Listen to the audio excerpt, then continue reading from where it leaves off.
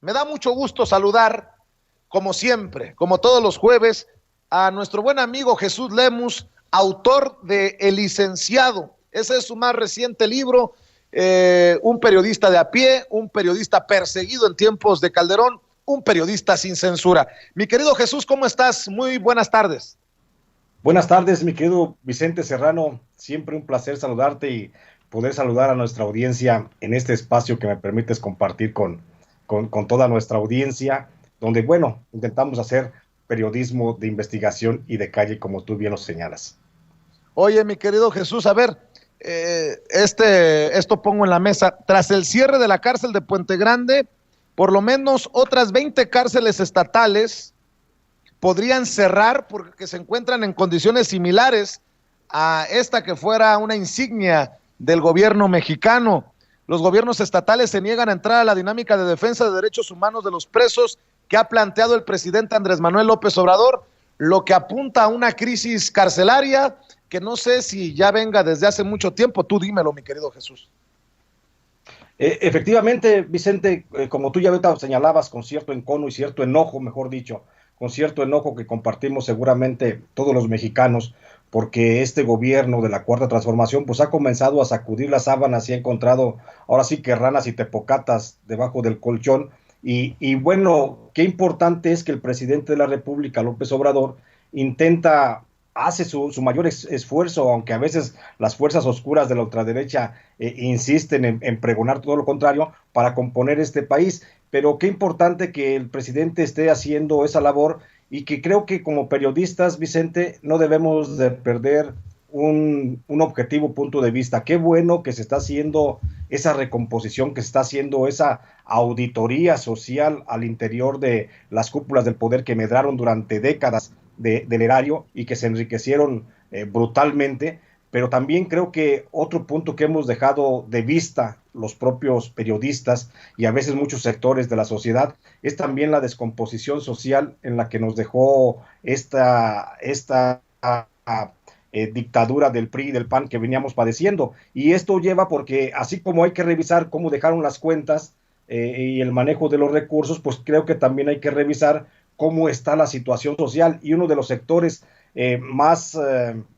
olvidados, mi querido Vicente, es sin duda el de las cárceles, porque venimos de una tradición de tortura, de violencia y de violación a los derechos humanos de los internos, que pues no se había reconocido, y ahora el presidente López Obrador ha tenido el valor de reconocer de que se torturaba dentro de las cárceles federales, ha tenido el valor de establecer una línea de defensa de los derechos humanos para que no se vuelva a repetir como se vivió en el pasado, que los presos por el solo hecho de ser presos, aún sin siquiera ser juzgados, pues sean sometidos a tortura y eran sometidos a actos de violencia y a tratos crueles e inhumanos, y que aun cuando fueran culpables de los delitos, la justicia está precisamente para eso, para hacer justicia y para que respetarles también sus derechos humanos. Y por eso señalo que tras el cierre del penal federal de Puente Grande, con el que reconoce tácitamente el gobierno de López Obrador la existencia de un sistema de tortura y violación sistemática a los derechos humanos de las personas privadas de su libertad,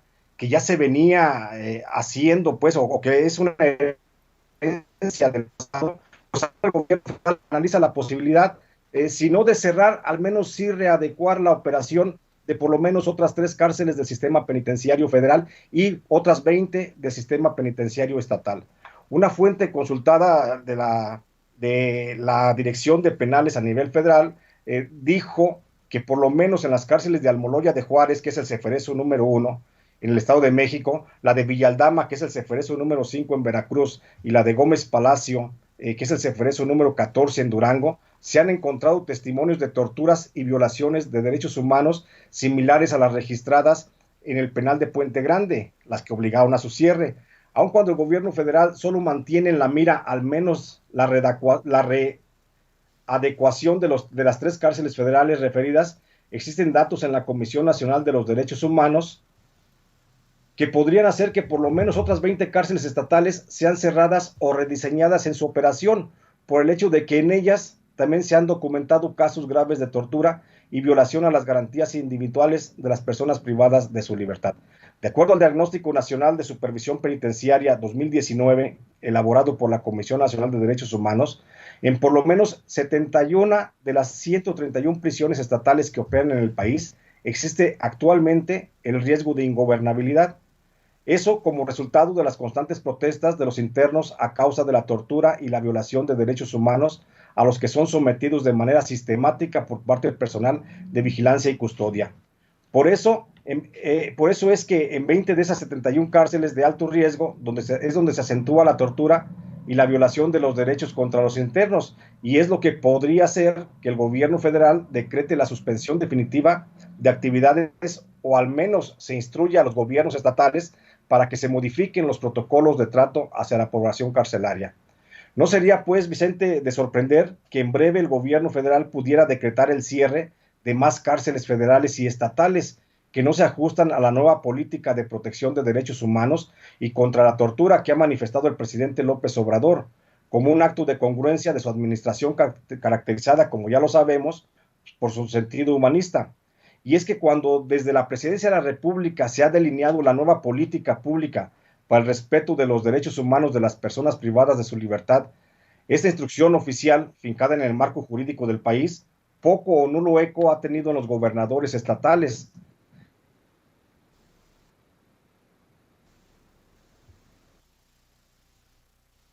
Bueno, creo que estamos teniendo problemas nuevamente con la conexión.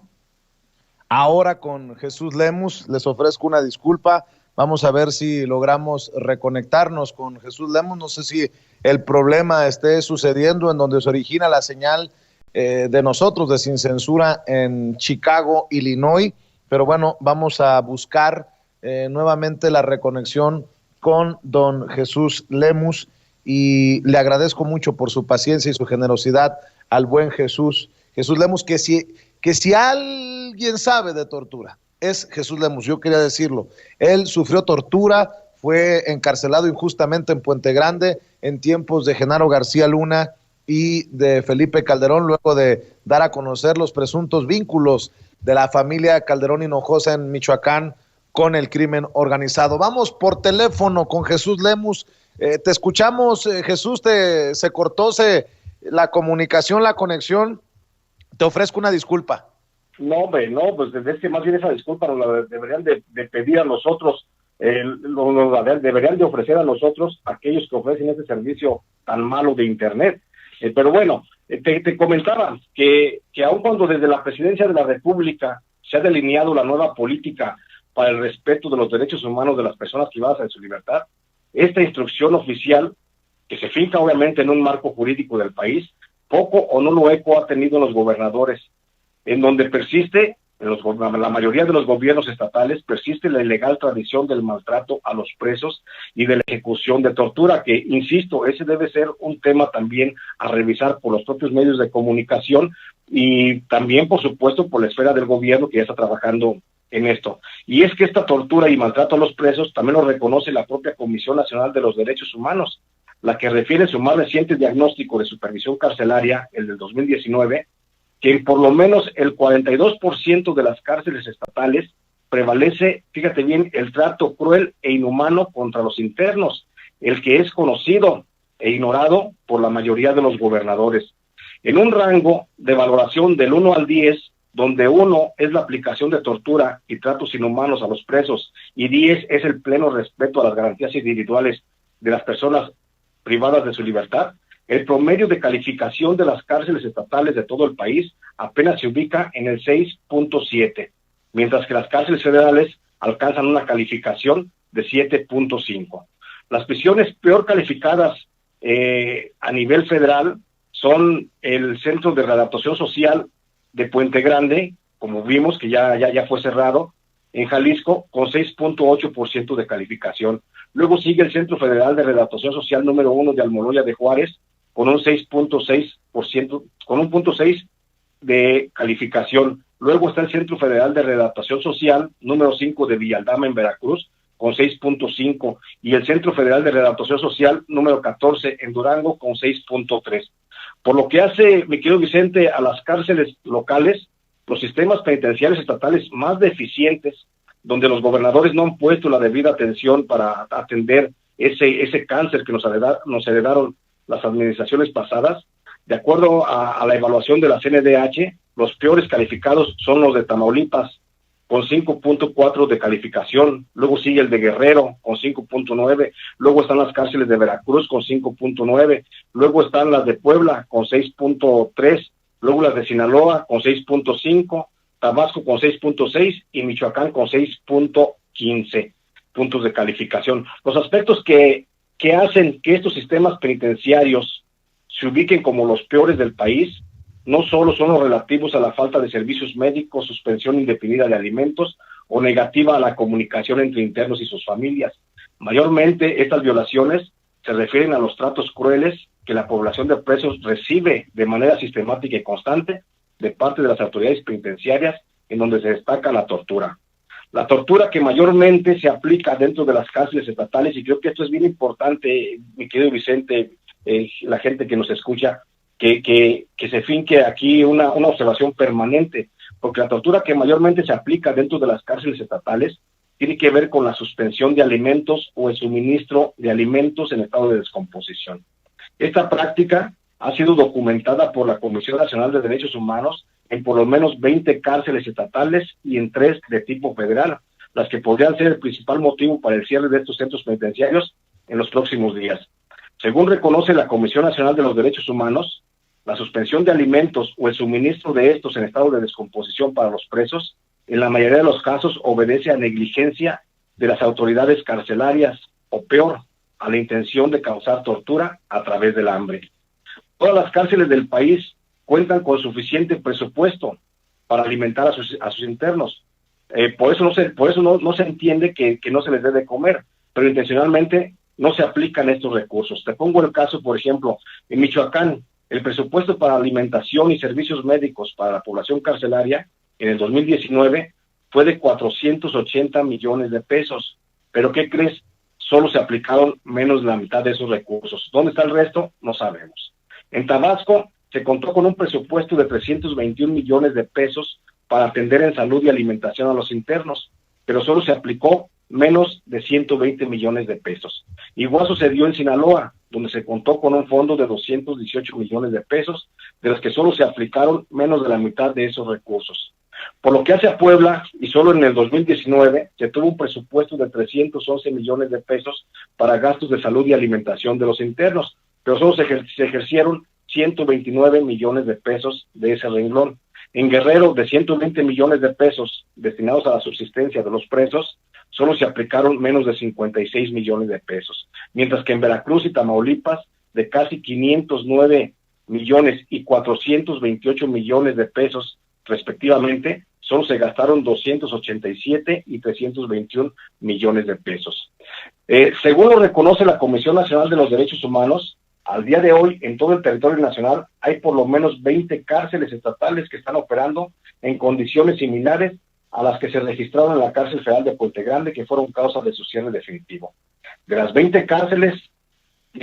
crueles que operan dentro del sistema penitenciario de los gobiernos estatales, 4 de ellas se encuentran en Tamaulipas, 4 en Veracruz, 3 en Guerrero, 6 en Puebla, 1 en Sinaloa, 1 en Tabasco y otra más en el estado de Michoacán, de las que las comisiones estatales de derechos humanos de esas entidades nunca han señalado siquiera una recomendación por tratos crueles. Las 4 cárceles de Tamaulipas, mi querido Vicente, que son las más crueles y donde se priva con mayor frecuencia a los reos de la alimentación con la intención de causar tortura, son las de Matamoros, Reynosa, Nuevo Laredo y Ciudad Victoria. Las cárceles más crueles de Veracruz son las de Coatzacoalcos, Acayucan, Poza Rica y Tuxpan. Y en Michoacán es la cárcel de Uruapan. En Guerrero es la cárcel de Tecpan de Galeana, de Zihuatanejo y de La Unión. En Sinaloa es la de Aguaruto. En Tabasco es la cárcel de Comalcalco. Y en Puebla las prisiones más deplorables y más de exterminio son las de Tehuacán, las de Acatlán de Osorio, las de Huachinango, la de Tecamachalco y la de Tetela de Ocampo y la de Zacatlán. Por eso, lo que decías al principio, mi querido Vicente, creo que es necesario también fijarnos, hacer esa auditoría social en el ámbito pues, de las condiciones que nos dejaron en la protección de los derechos humanos las anteriores administraciones que estaban antes de la cuarta transformación, y creo que sería un buen ejercicio que muchos periodistas comenzáramos a indagar, a investigar estos temas que también son igual de graves que el desfalco a la nación en materia de recursos económicos, mi querido Vicente. Yo te pregunto, no por abrir nuevamente la herida, pero es importante que la gente lo sepa. ¿Cómo estaban las cárceles en tiempos de Calderón? Tú que las viviste desde adentro. Bueno, las cárceles en tiempos de Calderón son estas, porque sigue siendo la misma tradición, no ha habido cambios sustanciales en las estructuras de gobierno de los estados, y sigue aplicándose el mismo sistema penitenciario de tortura y de hostigamiento y de disminución de los propios internos. En las cárceles federales, en el gobierno del presidente Felipe Calderón, pues estaban, creo que en peores condiciones a las que hoy se encuentran las cárceles federales en el país, simplemente porque en aquel entonces se aplicaba menos de la mitad de recursos para la protección para la alimentación y el otorgamiento de servicios médicos a los internos, porque la mayoría de los recursos pues se los embolsaba el órgano desconcentrado administrativo que maneja los centros penitenciarios, y que en aquel tiempo, bueno, estaba a disposición de la Secretaría de Seguridad Pública, y ya sabemos quién manejaba y quién se clavaba el dinero de la Secretaría de Seguridad Pública. Entonces, sí eran peores las condiciones en el sistema federal, pero lo que ocurre en el sistema estatal, pues es una tradición que se ha seguido trayendo todavía desde entonces, y que no se ha podido modificar, pues por negligencia de los propios gobernadores, mi querido Vicente. Oye, mi querido Jesús, antes de que te vayas, déjame hacerte un par de preguntas. Sí. ¿Qué sabes del caso del general Cienfuegos? Porque estoy leyendo cada vez más información sobre una lista que tendría la DEA de generales y de oficiales bajo el mando de Cienfuegos que fueron parte de la red de corrupción que se coludió con el narcotráfico y brindaron protección y ayuda a las actividades delictivas de los grupos del cártel de los Beltrán Leiva, que sería una lista de militares de alto rango del ejército mexicano, insisto, algunos de ellos generales y otros mandos medios que estarían también en la mira. ¿Tú sabes algo, mi querido Jesús? Sí, fíjate, Vicente, justamente ayer hablaba yo con unas personas, con unas fuentes que tengo también ahí dentro del ejército, y hablaban de que la captura o el inicio del proceso del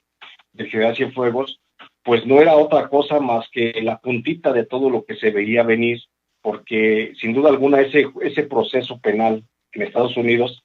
va a sacudir no nada más a la sociedad mexicana, sino las propias estructuras de mando del ejército, porque se habla, según me comentaban, se habla de por lo menos 5 generales y 14 tenientes coroneles que estaban, entre otros mandos militares, que en suma serían unos 42 militares los que podrían salir salpicados de la corrupción del general Cienfuegos. Y hablamos también de algunos funcionarios que podrían estar todavía en funciones, en encargos oficiales dentro de la actual administración, pero sí se habla de 42 militares que podrían haber estado siendo parte de ese que ya se le conoce o ya se le menciona como el cártel de los militares, que no nada más estuvo protegiendo al H2, déjame decirte, Vicente, no nada más protegió al cártel de Francisco Patrón Sánchez, como lo ha referido el gobierno norteamericano, sino que el general Cienfuegos pues también tendió sus estructuras de protección hacia otros cárteles, incluido por supuesto el de Sinaloa, el de los Arellano Félix, el de los Caballeros Templarios, los Zetas y los Golfos. Entonces, o el del Golfo, perdón, el del Golfo. Entonces creo que sí va esto para más, creo que el hilo, la madeja va apenas asomándose la puntita, y seguramente vamos a ir viendo muchas más detenciones en las próximas semanas. Para meterle más crema a los tacos en este espacio, mi querido Jesús Lemus, déjame preguntarte, porque tú has sido una voz crítica de Alfonso Durazo. ¿Cómo deja Alfonso Durazo la Secretaría de Seguridad Pública para buscar ser gobernador de Sonora? Ayer presentó su último informe, el presidente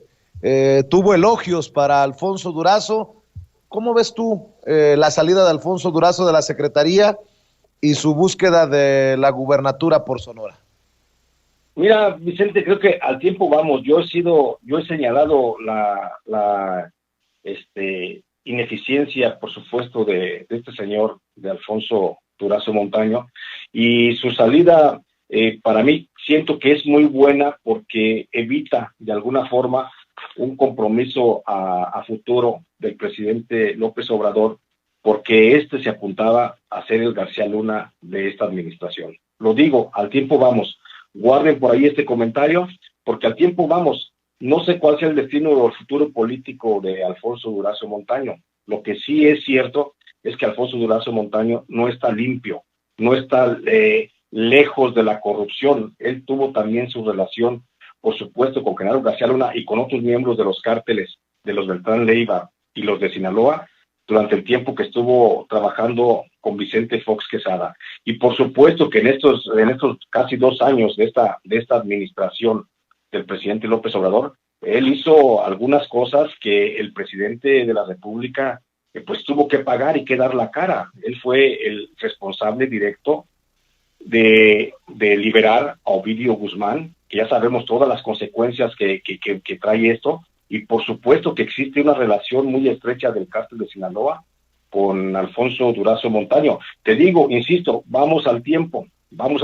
guarden esta grabación porque un día la vamos a ocupar y se fijan en qué fecha lo estamos diciendo, porque sin duda alguna puede haber ahí alguna responsabilidad judicial, porque sin duda alguna está relacionado, aunque está relacionado con el narcotráfico, más allá de que mantiene diálogos, quiero empezar nada más en esos diálogos con el cártel Jalisco Nueva Generación para intentar llegar a una pacificación. Desconozco si esto sea autorizado o sea propuesto por el presidente de la República. De lo que sí estoy cierto es que existen diálogos con Nemesio Ceguera y Alfonso Durazo Montaño. Entonces, en la salida de él, para que busque la candidatura y sea candidato de Morena al gobierno de Sonora, pues es una cosa que a lo mejor pues en suerte le toca, en suerte no le toca, ya eso lo dirá el electorado de Sonora, pero de que favorece y beneficia, por supuesto, al presidente López Obrador, claro que sí, porque yo insisto, el presidente López Obrador es una persona buena, es un hombre bien intencionado, y creo que personajes como Alfonso Durazo Montaño, como el propio Alfonso Romo, son los que le están opacando su trabajo, son los que le malinforman, son los que le hacen que dé tropiezos, y son los que pueden evitar que avance esta cuarta transformación. Y por eso considero que la salida de Durazo Montaño de la Secretaría de Seguridad Pública pues es muy buena porque permite al presidente de la República pues deshacerse tal vez de un compromiso, de una amistad, no sé, deshacerse de una situación que lo podía comprometer en un futuro. Mi querido Jesús, nosotros fuimos a plantearle al presidente el caso de Omar García Harfuch, la investigación de Anabel Hernández, y más allá del proceso de sucesión de que Omar García Harfuch se menciona como posible candidato, creo que la declaración de voluntad del presidente Andrés Manuel López Obrador para elegir a los mejores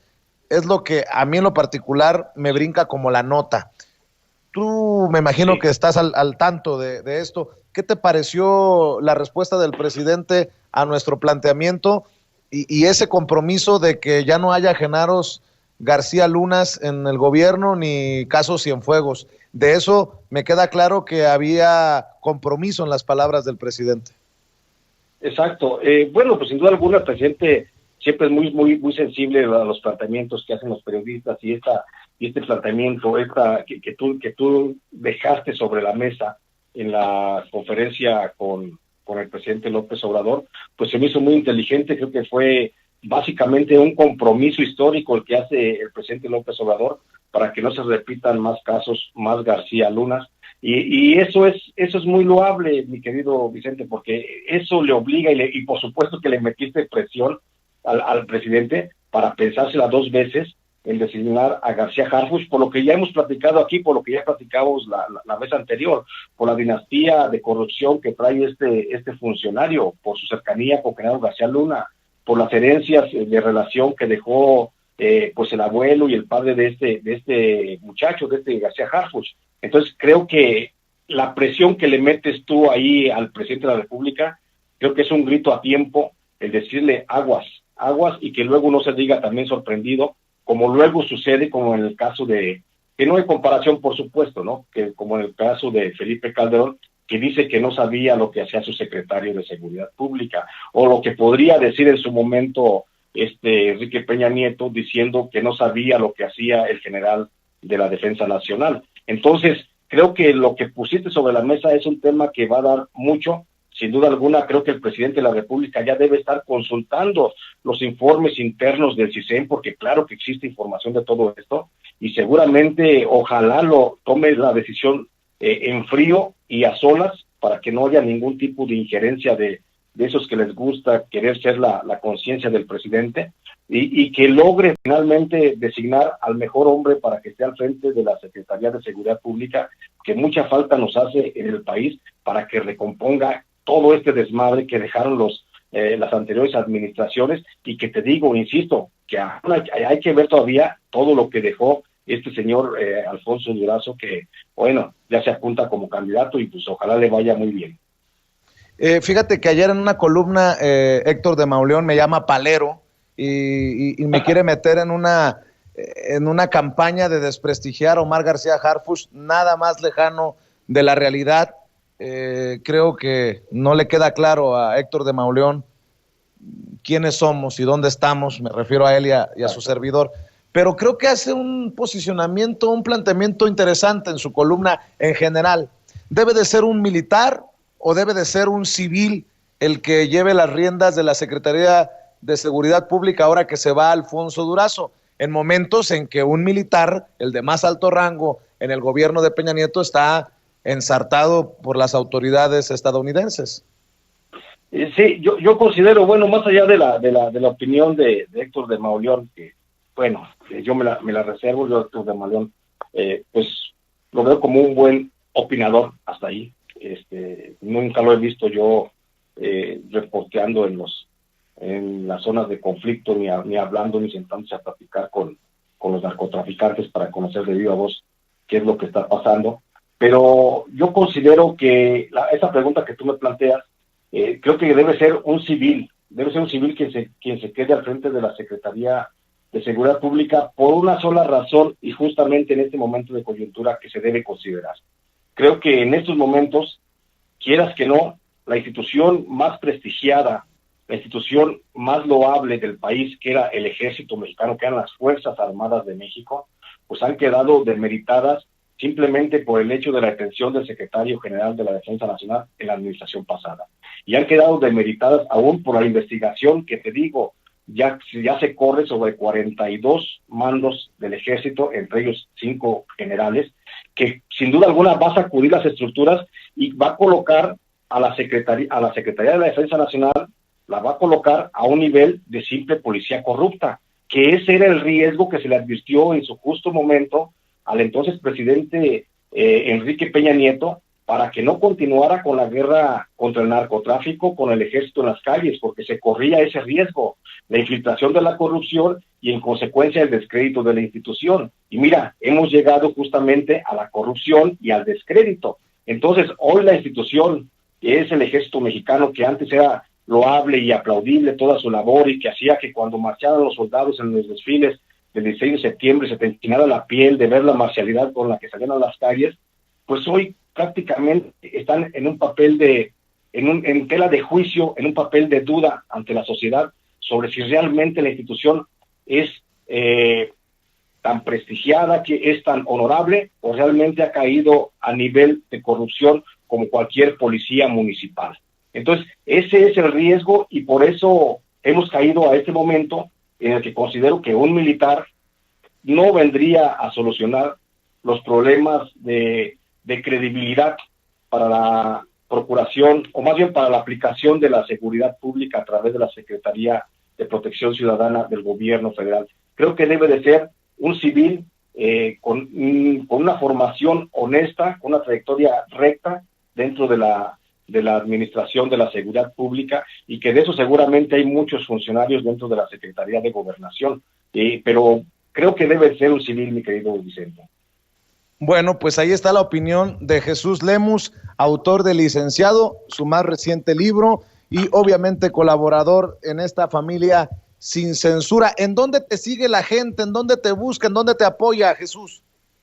Gracias, mi querido Vicente. Me pueden buscar en Facebook, estoy como Jesús Lemus Barajas, o en Twitter estoy como @Lemus Barajas. Allí estoy subiendo toda la información, y si me permites, y me aprovecho y me subo a esta posibilidad que me das de promocionar mi trabajo, mi querido Vicente, invitar claro. a la audiencia, a tu audiencia, a mi audiencia, a nuestra audiencia, invitarla porque hoy a las 7 de la tarde tengo un Face en vivo donde voy a platicar y a resolver algunas dudas de muchos lectores que hayan leído el Licenciado y que quieren plantear sus dudas, y bueno, pues hay que darle la cortesía al lector porque se merece eso y más. Entonces hoy estaré a través de mi perfil a las 7 de la noche respondiendo las dudas que puedan tener sobre la lectura del Licenciado. Y ahí estoy en esas redes sociales, mi querido Vicente, y bien agradecido siempre contigo y con toda tu audiencia. A las 7 de la noche, entonces, a través de tu página de Facebook, te encuentran como Jesús Lemus Barajas, ¿cierto? Es correcto, ahí estoy, y hoy los espero en ese Face en vivo que voy a hacer para platicar en directo con cada uno de los lectores. Pues te agradezco la invitación, y tú sabes que esta es tu casa. Te mando un abrazo. Gracias por tu paciencia y por tu generosidad, Jesús. Gracias, mi querido Vicente. Siempre un placer y un gusto. Nos vemos el próximo jueves. Sale, ahí estamos. Jesús Lemus Barajas, hablando con nosotros sin censura.